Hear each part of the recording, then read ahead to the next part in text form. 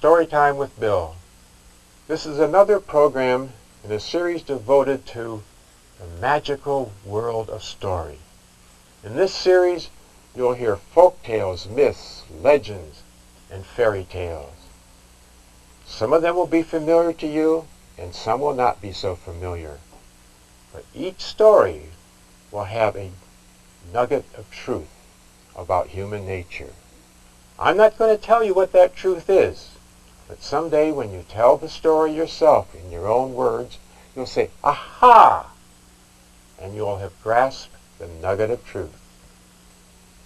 My name is Bill Dunlap, and I'm your storyteller.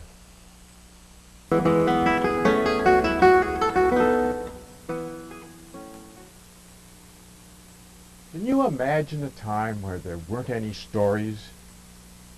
Many thousands of years ago, there were no stories in the world. The sky god, Naomi, had all the stories with him, and he kept them in a treasure chest that he kept very close to himself and he guarded fiercely, because many people had come up from Earth and tried to steal his stories. All you could hear around the campfire were the crackling of the logs and the chirp of crickets. Anansi, the mythical spider in African folklore, was bored with this. Anansi wanted excitement. He wanted to hear people talk. But there were no stories to talk about.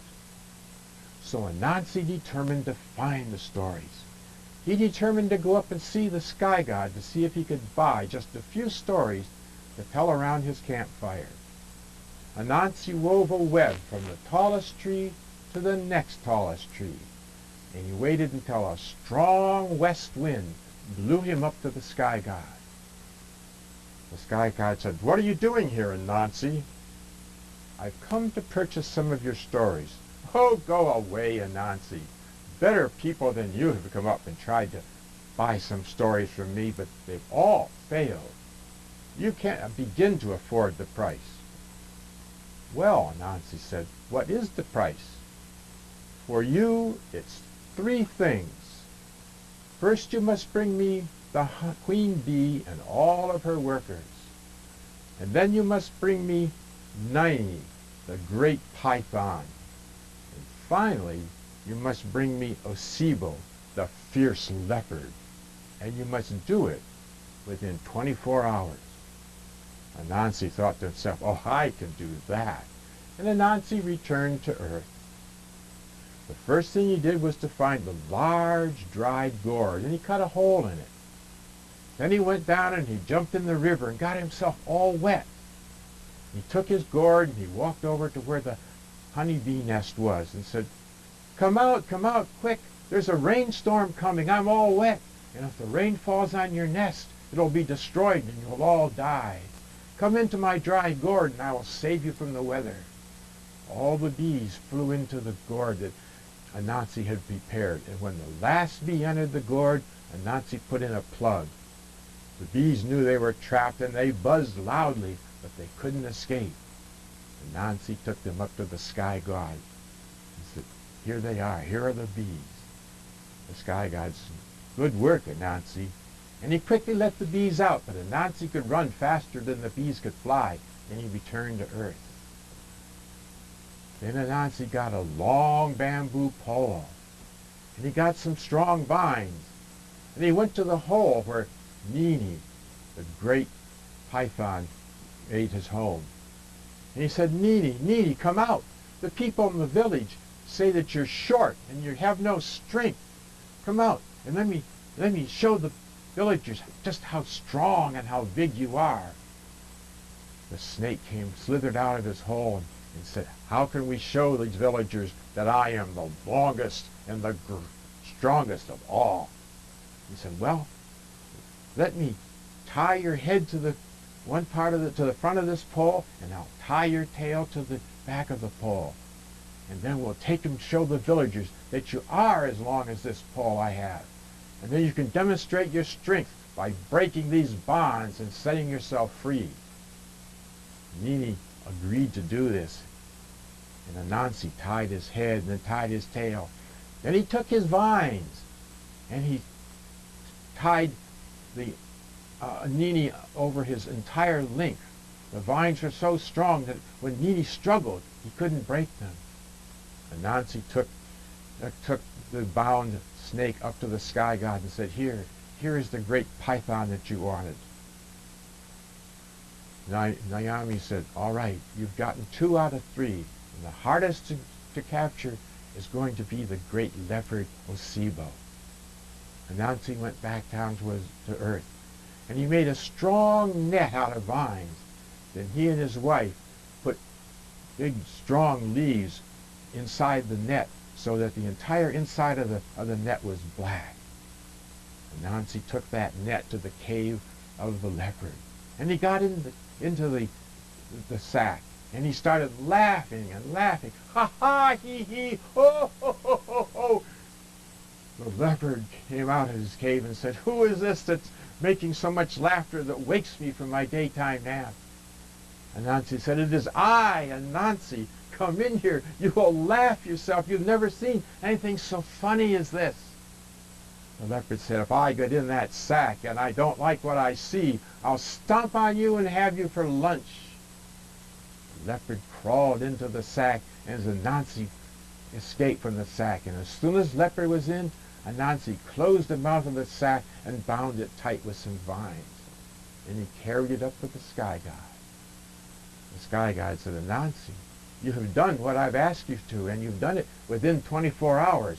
You can have my entire treasure chest of stories.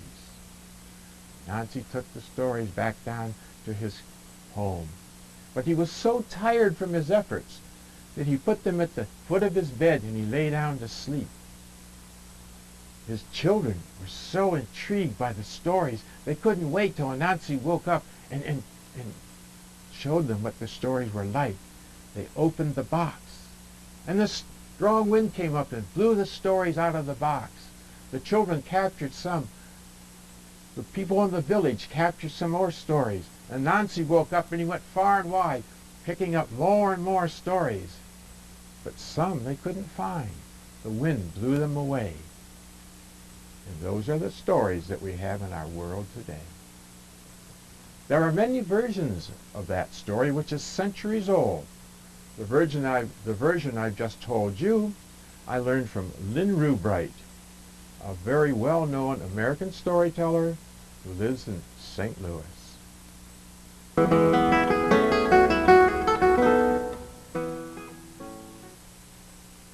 For my next story, we're going to a rural village in impoverished Georgia, although the beginning of the story is in Chicago. Dennis and Jennifer had been childhood friends. They went all through school together. They went to the university together, and after they graduated from the university, they decided to go to seminary because they were both very religious. They graduated from seminary and they were married, and Dennis was ordained a minister. Now, the young couple thought that they would be able to remain in Chicago and spread the gospel within the city or its suburbs, because certainly people in Chicago needed to hear the word of the Lord. But the bishop of their church saw fit to send them down to a rural village in an impoverished part of Georgia. When they got there, they saw that their church was a ramshackle building.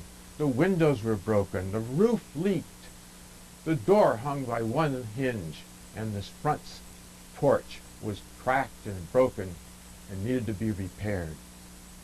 Well, the young couple was upset, devastated is a better word, but they had the love of the Lord and youthful zeal, so they set about repairing the church and getting ready to hold services. The young minister became a carpenter, a plumber, a roofer, and an electrician. In short order, he had the church to the point where it was habitable. And then he set about visiting people within the village, seeing the sick. And in his first sermon, he had 10 people in the congregation.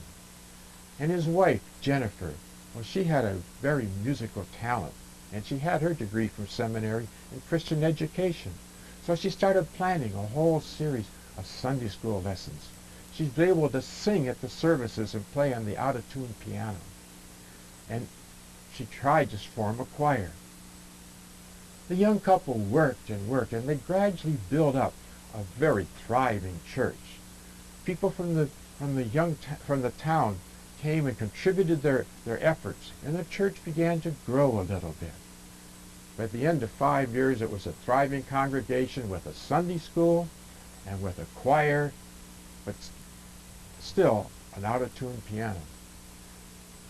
People remembered Dennis as a very powerful preacher, and they remembered Jennifer not for her piety, but because she was so very, very thrifty. She saved every cent she could get her hands on. A penny here, nickel, dime, quarter. If she could save $1 from the eggs that her hens laid, oh, she was ecstatic. She wanted to use the money to do something for the church. She thought she might send one of the youth of the church to a community college after they finished high school. But after this 5 years, she began not to feel so well. One day she went to see a doctor in the town. The doctor said, "Oh, my dear, I'm so sorry that you hadn't come to see me earlier. Why, I hate to tell you this, but you have a terminal illness. You have only about 6 months to live."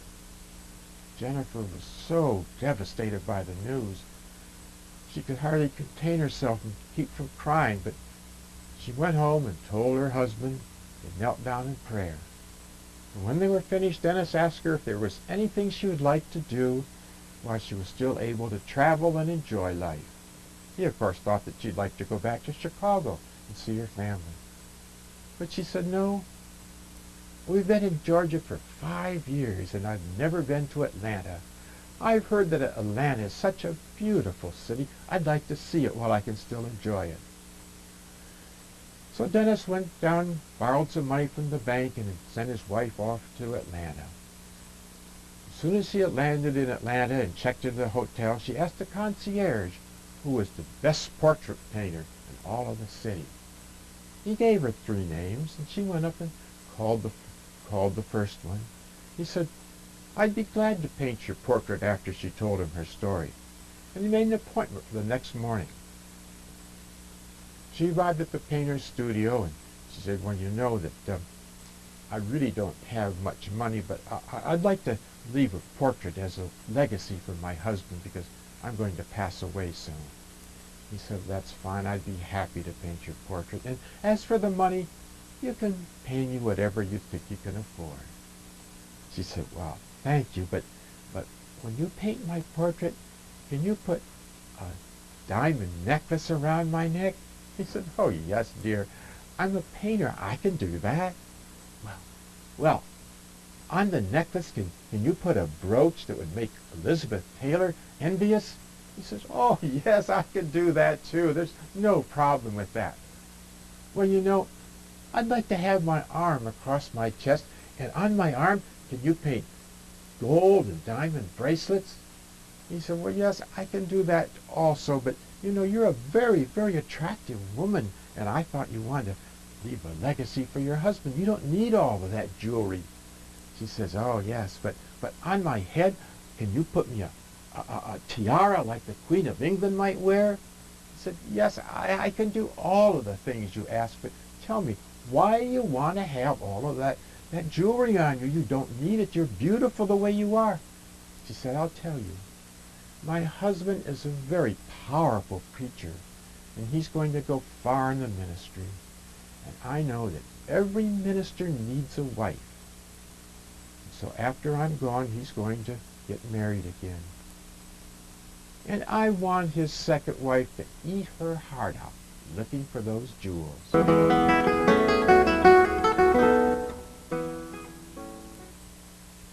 The next story takes us to New York City. We're looking in on a beautiful couple, young, dynamic. Why, that young lady, she could be a model in any glamour magazine. And she was talented. She could sing, and she could play any of the musical instruments. And the young man, he was equally gorgeous. All the women just lusted after him. He had the build and the look of an athlete. And the two were the toast of the town. They drove luxury foreign cars. They lived in an apartment, a penthouse actually, on the east side of New York. They went to galas. They were at the top of their profession. They were both pickpockets. This couple didn't ride the subway. They didn't go to Times Square or to Yankee Stadium. No, they went to the opening of the ballet, the first night of the symphony, to the opera, to openings of Broadway plays, to gala receptions and parties. They went where New Yorkers would wear expensive jewelry and carry lots of money. And these two pickpockets lived extraordinarily well. They were wealthy. And in due course of time, the young lady became pregnant, and the couple was ecstatic. They thought with her talents and his talents, their child would be the greatest pickpocket in the United States, possibly the greatest pickpocket in the entire world. And being children of the 90s, they decided they would have the baby at home, attended by a midwife. When the time came, the delivery was easy, and a beautiful baby boy was delivered. The baby had a full head of hair, piercing blue eyes, and he weighed 9.5 pounds. A gorgeous baby. And the couple was ecstatic. Here was going to be the best pickpocket that the world had ever seen. There was just one minor problem. The baby's arm was clamped across his chest and his tiny fist was clenched tight. They asked the midwife, and she said, well, things like that sometimes happen during a birth. Just massage the arm, put hot compresses on it, and in maybe 2 or 3 weeks the arm will loosen up, be just fine. 3 weeks passed, a month passed, 2 months passed, and the baby's arm hadn't relaxed a bit.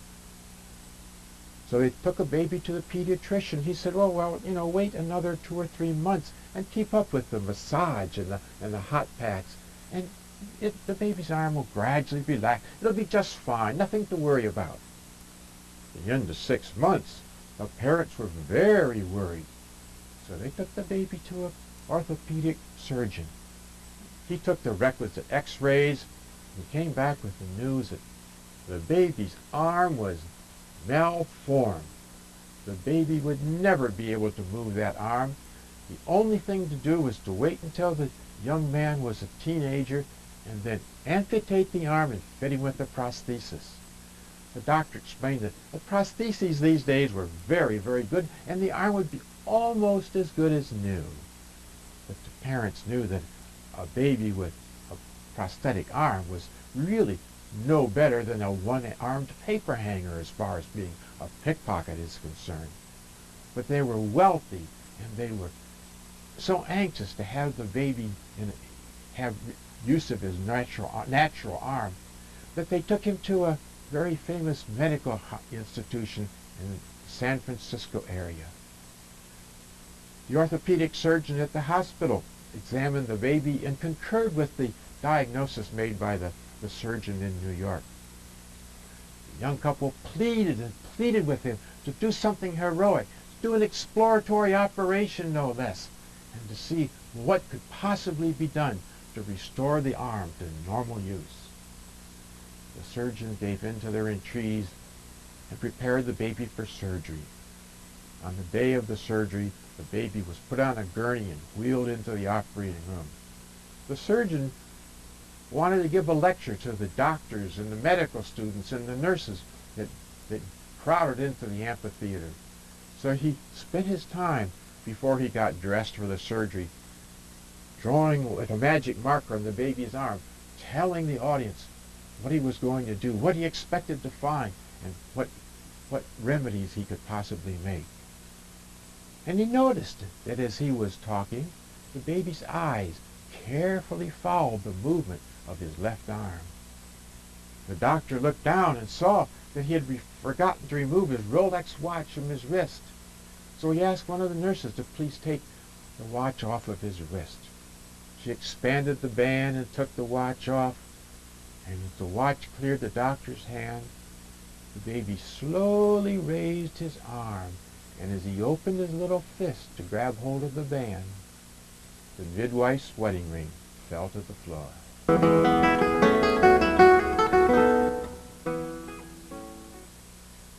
The magical wings of story are now going to take us to a rural village in ancient Turkey. We're going to sit down outside of the only adobe house in the village. There's a large crowd gathered around in front of the house. The peasants of the village, the farmers, the men, are standing in front of the only adobe house. They were in their sweat-stained clothes, dirty sweat-stained clothes. And since water was at a premium, they hadn't taken baths for many, many days. Behind the men were the women, clothed from head to toe in black. The only thing visible were their brown eyes that were brimming with hatred. The house belonged to a very famous scholar. He was born and raised in the village, but he left the village at an early age to become educated outside of Turkey. He hated returning to the village because the peasants were so ignorant. They smelled. They were so poor. He didn't like them, and he didn't like the atmosphere in the village. But he returned to his home so he could relax and study. The rest of the time he spent in the intellectual centers of the Mid-East. He stayed in Rome, and in Athens, in Beirut, Cairo, and Constantinople, where he could talk with the famous scholars of the area, talk about politics, philosophy, human nature, and economics. But today, as he was studying, his concentration was interrupted by the people outside clamoring for him to come out and talk with them. He ignored them as best he could, but pretty soon pebbles began to fall against his wall. And he knew that if he didn't come out soon, then pebbles would turn to rocks. And he didn't want any damage to his beautiful house. So he came out on the patio and said, "What do you people want? Leave me alone." They said, "We want you to talk to this 11-year-old boy with us." "I can't talk to an 11-year-old boy. I talk to the most intelligent, best educated men in the world. I have nothing to say to an 11-year-old boy. Besides, he's a peasant boy. He doesn't know anything." But the crowd wouldn't let him go. They besieged him, clamored for him to speak to the little boy. Finally, he gave in, and he asked the boy a simple question. He was astonished at the eloquence of the boy's answer, well-reasoned and articulate. He thought that must be an accident. So he asked the boy another question, a second question.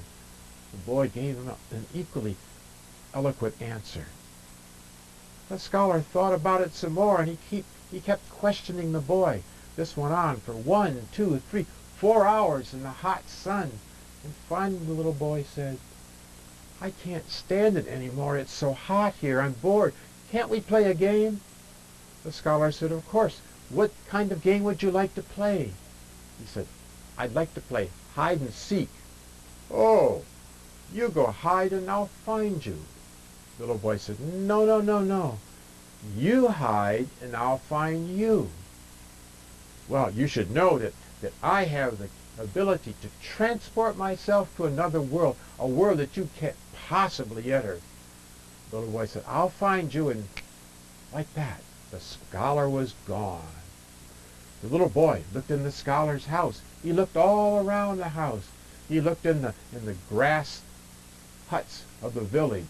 He looked in the caves. He looked under the haystacks in the fields. And he couldn't find the famous scholar. He went back to the scholar's house and said, "I give up. I've looked everywhere. I can't find you." And just like that, the scholar was standing beside him. He said, "Where were you?" "I told you that I could transport myself to another world, a world that you can't enter. Now you hide and I'll find you." And he looked around and the boy was gone. But he knew the boy hadn't gone very far because he could still hear his voice. He couldn't make out the words. They were mumbled, but he knew the boy couldn't be very far away. So he looked in his house, and there was no boy. He looked around his house, He forced himself to look into the filthy grass huts of the village. He forced himself to go out in the fields and look in the caves and under the haystacks. He couldn't find the little boy, but he always heard his mumbled voice close by. He went back to his patio and he said, "Little boy, I know you're not far away because I can hear your voice. Come out and tell me where you are." Like that, the little boy appeared beside him. The scholar said, "Where were you? I could hear you. You weren't very far. Tell me where you were." The little boy said, "I was in your heart. In the village, they call me Wisdom. And if you want to find wisdom, first, look inside your own." We're going to Maui. There's a gentleman vacationing in Maui. Every morning he used to walk in the sand with the sneakers on his feet. He used to kick at the sand, imagining himself a great soccer player. As he kicked at the sand, a great spray of sand would rise up in front of him. He could just imagine the soccer ball scoring a goal. And one morning as he was going along, kicking at the sand with his sneakered foot, he hit something hard. He thought, "Oh my, most of the people walk along this beach in their bare feet, and perhaps that's a clamshell or a rock. I better dig that out because someone, maybe a child, could be badly hurt when they step on whatever is there." So he dug down and kept digging and digging, and it wasn't a clamshell that he found, and it wasn't a rock, it was a bottle. He remembered that sometimes people put messages in bottles and threw them in the ocean to see where they would wash up on a shore. He thought, sometimes those messages ask you to respond, send a message back and tell the sender where the bottle was found. So he worked and worked and worked at the cork, and pop! Out of the bottle came a genie. The genie said, "Oh, thank you so very, very much for letting me out of the bottle. I've been captured in that bottle for 400 years. I'm going to give you 3 wishes for setting me free." The man thought that was just wonderful. The genie said, "What is your first wish?" The man said, "I'd like $10 million. In other days, you would ask for $1 million, but with inflation, it went up to 10 million this time. Poof! Right there in front of the young man was a case containing $10 million. The genie said, "What would you like to have next?" The man said, "Oh, I love the ocean. I've always dreamed about having a boat. I'd like a nice yacht." Poof! Riding gently on the waves was a 60-foot yacht, gleaming white. The young man was ecstatic. He had $10 million and a beautiful 60-foot yacht. The genie said, "What would you like for your last wish?" The young man said, "Well, I have $10 million. I have a yacht. I'd like to be irresistible to women." And poof! He was changed into a box of chocolates. You better watch out what you wish for these days, because you might not like it when you get what you want. So it was, and so it is. My stories for today are all told out. If you found these stories entertaining or informative, then that's because you have love and compassion in your hearts. If you found them otherwise, then that's my fault, because after all, I was the storyteller.